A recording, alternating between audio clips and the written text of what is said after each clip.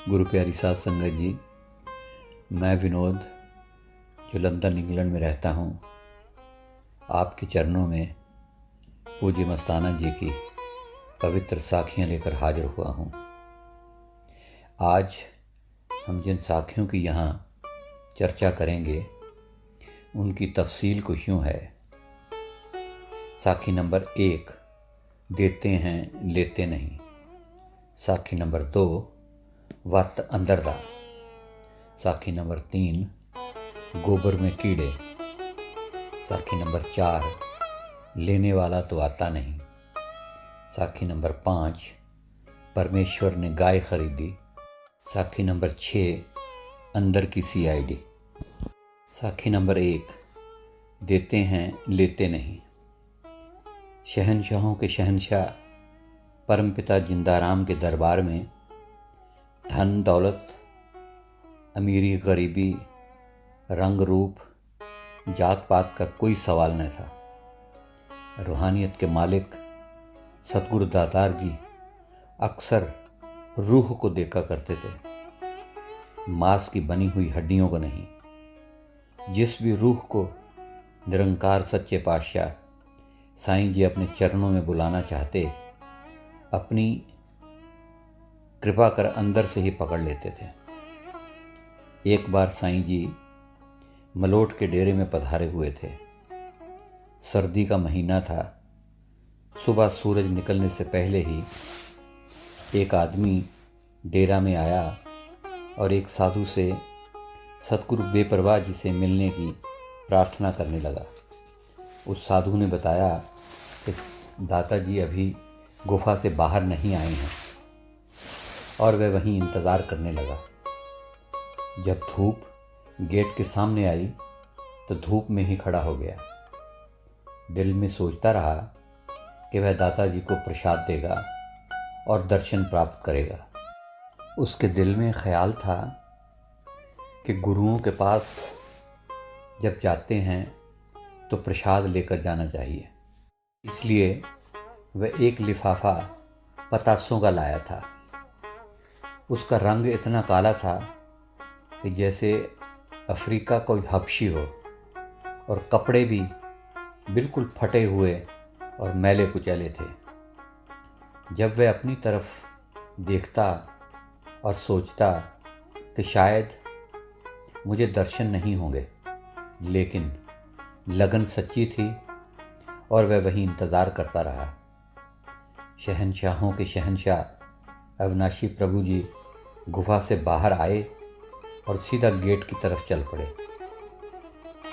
उस आदमी के पास जो काफ़ी समय से साईं जी का इंतज़ार कर रहा था, उसके पास ही पहुँचे।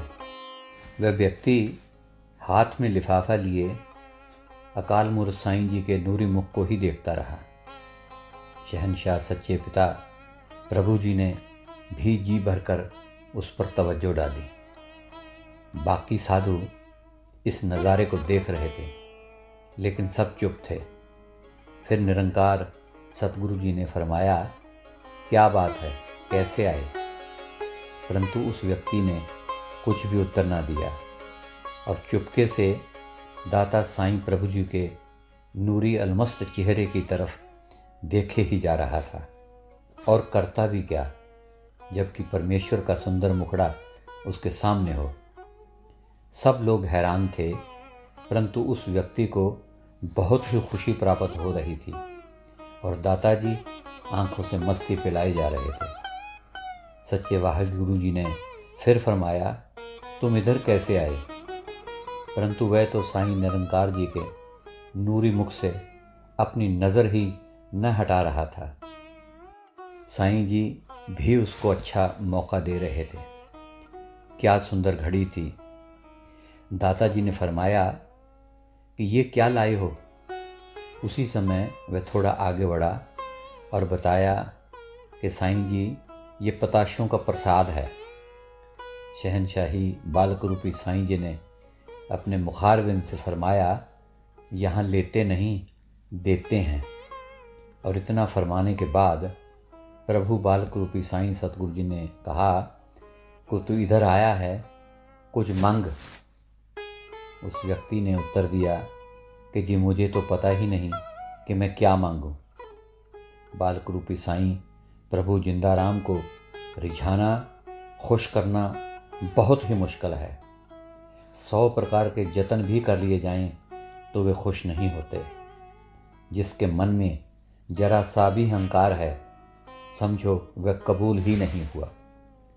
सतगुरु दाता जी बालक रूपी साईं बेपरवाही अलमस्त मौज मस्ती के आलम में आए हुए थे और ये सुनते ही कि मुझे तो पता नहीं कि क्या मांगूं, उस पर रीझ गए और ऐसे रीझे उस पर अपनी अपार कृपा कर वर दिया तो वरी यहाँ की सब चीज़ें तो 84 के चक्कर में फंसाने वाली हैं। तेरे को सचखंड लेकर चलेंगे। उस व्यक्ति को ये भी मालूम ना था कि सचखंड क्या बला होती है, लेकिन बाकी के सब प्रेमी समझ रहे थे कि बालक रूपी साईं आज मस्ती के आलम में हैं और इस व्यक्ति पर रीझ गए हैं। जिस सचखंड के लिए सख्त मेहनत के बावजूद उसे प्राप्त होने की कोई उम्मीद नहीं होती, उस व्यक्ति को साईं जी ने सचखंड की बख्शीश दी, क्योंकि उसे पता भी न था कि क्या मांगूं। और अब ये मालूम ना पड़ा कि क्या मिल गया। मांगने को धन दौलत पैसा इज्जत क्या कुछ न मांगा जा सकता था। साखी वत अंदरदा। श्री मोहनलाल दिल्ली निवासी ने सतगुरु साईं जी से बहुत प्यार पाया। दिल्ली में अनेकों बार सतगुरु दातार जी उनके घर पर पधारे। जिस जीव ने भी परम संतों के न्यारे राम साईं जी से प्यार दिल से किया, साईं जी ने भी उस पर जी भर के खुशी लुटाई। एक बार मोहनलाल को पैसे की बहुत तंगी आ गई। जो भी काम करता उसमें घाटा पड़ता। हर वक्त इसी सोच में रहता कि क्या काम किया जाए। तरह तरह की आजमाइश के बाद भी वह 2 वक्त की रोटी भी न कमा पाता। आखिर हार गया। एक दिन शहंशाहों के शहंशाह साईं जी को डेरा में गुफा के पास अकेले पाकर अपने मन की पीड़ा सुनाई और बताया कि वह जो भी काम करता है वही उल्टा पड़ता है और इस कारण वह बहुत तंग आ गया है। शहंशाहों के शहंशाह मिठले सोने पतित पावन साईं जी ने फरमाया कि फ़कीरों के साथ रहकर ऐसे ही रहना पड़ता है। पहले तो मोहनलाल सुनकर चुप हो गया, लेकिन उसके दिमाग में एक बात सूझी और डरते डरते शहंशाहों के शहंशाह प्रीतम साईं जी को बाहू का एक दोहा सुनाया जो उसे याद था। बाहू मुर्शिद ऐसा लोड़िए जो 2 जग खुशी वखाले हो। बाहू मुर्शिद ऐसा लोड़िए जो 2 जग खुशी वखाले हो। पहला मेटे गम दे टुकड़े फिर अंदर दा राह वखाले हो। स्वयं प्रभु सोने मोने साईं जी सुनते ही मुस्कुराने लगे और अपनी पवित्र जुबान से फरमाया, हूँ वंज पैणिया तू ऐसे बोलता है तो जा ऐसा ही हो जाएगा। तो मोहनलाल जी बताते हैं कि उस दिन के बाद उसे कभी भी किसी तरह की कोई भी पैसे की कमी नहीं आई। साखी गोबर में कीड़े। परम संतों के न्यारे राम मिठले सोने मोने सच्चे पतित पावन साईं जी जहाँ भी जाते वहीं मजलिस शुरू हो जाती और अपनी रब्बी खुदाई मीठी मस्त बोली से सबको खुशियाँ बांटते। प्रेमी जन दातार साईं जी के पवित्र वचन सुनते और इकट्ठे हो जाते। चलते चलते परमेश्वर स्वयं प्रभु साईं जी कुछ न कुछ समझाते ही रहते। एक दिन अलमस्त मौला खुद खुदा साईं जी डेरा का चक्कर लगा रहे थे और उनके साथ कुछ और प्रेमी भी आ गए। अंतर्यामी साईं जी रुके और गोबर के ढेर की तरफ चल पड़े और वहाँ रुक गए। संगत चारों ओर इकट्ठी हो गई। फिर पूज्य मस्ताना जी ने अपनी पवित्र डंगोरी से गोबर के सूखे हुए ऊपर वाले भाग को हटाया और पवित्र वचन फरमाया कि ये भी उसी की हैं, पर इनके लिए हुक्म नहीं। वास्तव में पार ब्रह्म परमेश्वर सतगुरु जी संगत को गोबर में पड़े कीड़े दिखा रहे थे कि ये जीव अपने कुकर्मों के कारण 84 में पड़े हैं, लेकिन मुक्ति की प्राप्ति केवल मनुष्य देह में ही हो सकती है। साखी लेने वाला तो आता नहीं। शहनशाहों के शहनशाह अकाल पुरुष साईं जी डेरा से लुधियाना की तरफ रेल द्वारा सफ़र कर रहे थे। रास्ते में धूरी का जंक्शन आया। शहनशाही मौज मिठले सच्चे सतगुरु जी व संगत गाड़ी बदलने के लिए धूरी स्टेशन पर उतरे। इसी शहर में पूज्य मैनेजर साहब जी की बुआ रहती थी। वह सदा बाबा सावन शाह जी को याद किया करती थी कि आप हमारे से क्यों इतनी दूर हो गए हो। उसने बाबा सावन शाह जी से नामदान प्राप्त किया हुआ था। शहनशाहों के शहनशाह दातार साईं बेपरवाह जी के बारे में जब उसे मालूम पड़ा तो कई बार उसने डेरा जाने के लिए सोचा, परंतु वह जा न सकी। लुधियाना की गाड़ी निकल जाने के बाद पूज्य मनेश साहब जी से अलमस्त मौला गरीब निवाज साईं जी ने पूछा, क्या यहाँ तुम्हें कोई जानता है? तो पूज्य मनेश साहब जी ने उत्तर दिया कि जी हाँ, मेरी यहाँ बुआ रहती है। तो कुछ संगत को श्री धुनीदास के साथ लुधियाना भिजवा दिया गया और बाकी संगत के साथ सतगुरु दातार जी पूज्य मनेश साहब जी की बुआ के घर चल पड़े। जब बेपरवाह साईं जी संगत के साथ पूज्य मनेश साहब जी की बुआ के घर पहुँचे तो वह साईं बेपरवाह जी को और संगत को देखकर बहुत ही खुश हुई और उसने अपने पति को संदेश भिजवाया कि वे घर आ जाएं कि सतगुरु दातार जी आए हैं। जवाब आया कि जितना ज़रूरत हो खर्च कर लो, लेकिन मैं नहीं आ सकता, मुझे बहुत ज़रूरी काम है। वह निराश हो गई। उसने एक और संदेश भिजवाया, परंतु वही जवाब आया। उसके बाद वह सेवा में जुट गई। जब दाता सर्वशक्तिमान सतगुरु जी लुधियाना जाने की तैयारी करने लगे तो पूज्य मनेश साहब जी की बुआ ने अपनी दिल की इच्छा साईं जी के चरणों में प्रकट की कि उनके घर में कोई लड़का नहीं है, एक लड़के की बख्शीश की जाए। दाता जी ने फरमाया, लड़का लेने वाला तो आता नहीं। इतनी देर में लुधियाना से श्री अजायब सिंह व अन्य प्रेमी सतगुरु दातार जी के लिए कार लेकर आ गए और दाता जी उस कार में सवार होकर लुधियाना की तरफ चल पड़े। साखी परमेश्वर ने गाय खरीदी। दुनिया में यह बात आम फैल गई थी कि सच्चा सौदा के परम संतों के न्यारे नाम अलमस्त मौला जी जब कुछ भी खरीदते हैं और जितना मूल्य बताया जाता है उससे अधिक देते हैं और फिर खरीदा हुआ माल सब संगत में लुटा देते हैं। इन बातों से लोगों को भली भांति मालूम हो गया था कि परमेश्वर प्रभु मनुष्य जैसे शरीर में आकर दुनिया में नए नए खेल दिखाकर भूले हुए इंसानों को भक्ति के राह में लगाते हैं।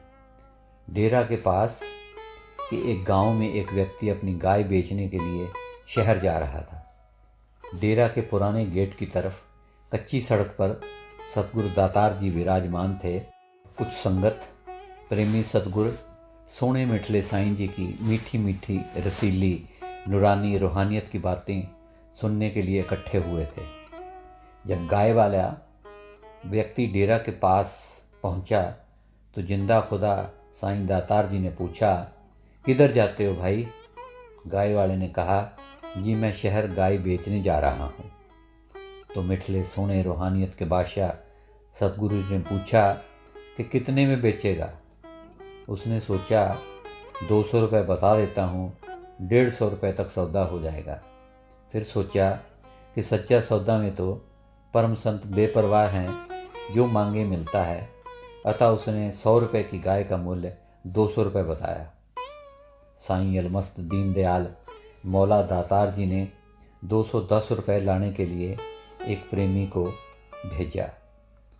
क्योंकि पूज्य मनेश साहब जी सिरसा गए हुए थे, अतः पोथी मंगवाकर उसमें से 210 रुपये निकालकर गाय वाले को देकर गाय खरीदी। गाय वाला बहुत ही खुश हुआ। उसने सोचा, आज तक जीवन भर कभी ऐसा न हुआ कि जो संत बेपरवाह जी के बारे में सुना था वह बिल्कुल सच निकला। घर वापस चल पड़ा।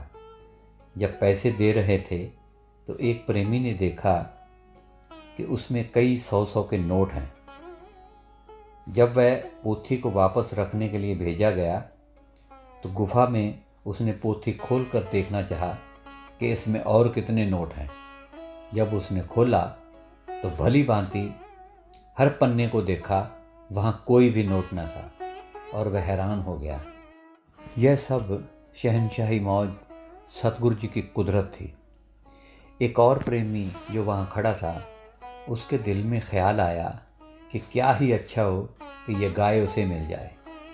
ख्याल आया ही था कि निरंकार सतगुरु जी ने झट से नूरी मुख से फरमाया कि क्या ये तू गाय लेगा? उसने कहा, हाँ जी, मैं ये गाय लूँगा। सतपुरुष सोने मिठले नूरानी साईं जी ने फरमाया, पर एक बात है, गाय तो तेरे को दे देते हैं, पर इसके सींगों पर और पूंछ पर नोट बांधकर शहर में गाय को घुमा कर लाना होगा। उस प्रेमी ने सोचा, ये तो और अच्छा हुआ, साथ में नोट भी मिल रहे हैं, क्यों ना लाभ उठाया जाए। क्या हुआ कि शहर में एक चक्कर ही तो लगाना है।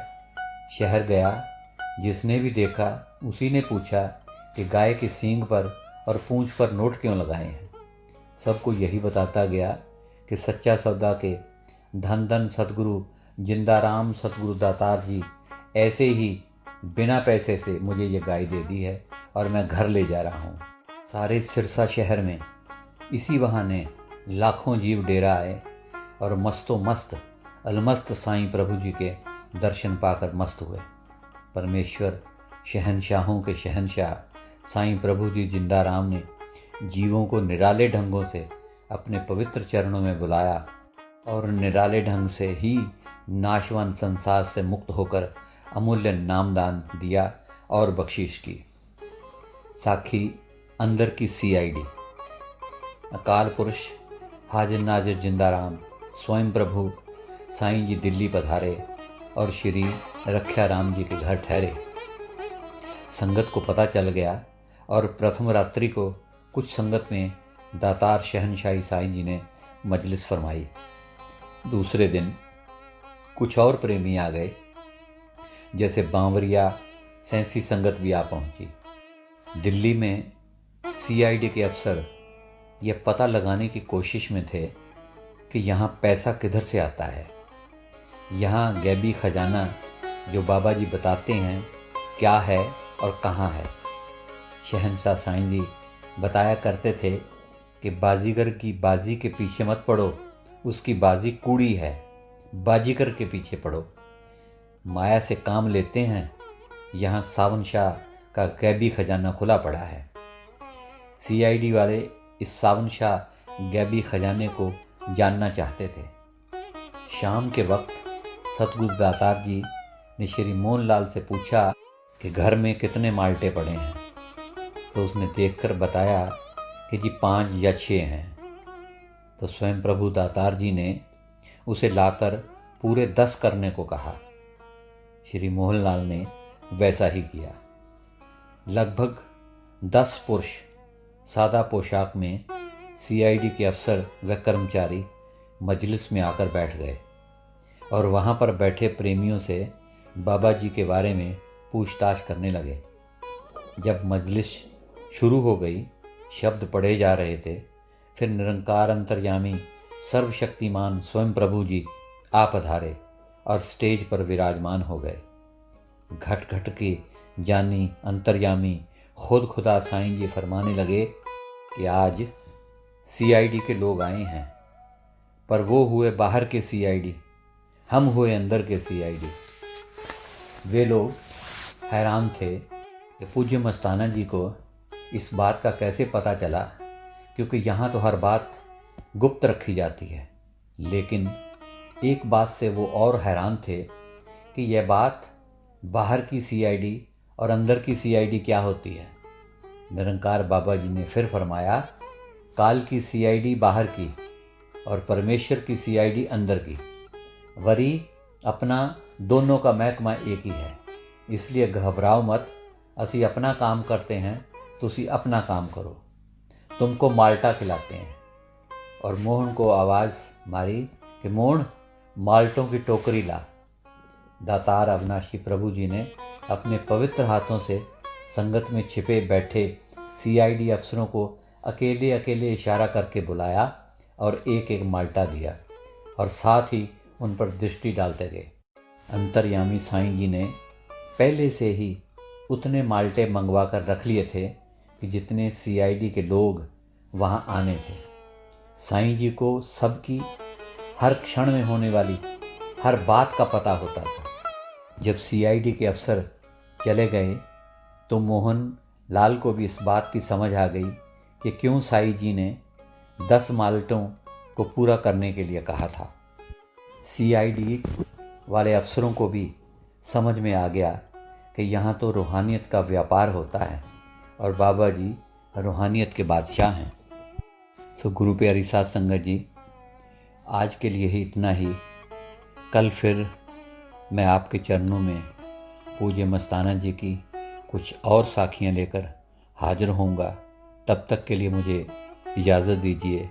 मेरी तरफ से प्यार भरी धन धन सतगुरु कबूल करें। धन धन सतगुरु तेरा ही आसरा, हाजिर नाजर जिंदा राम तेरा ही आसरा।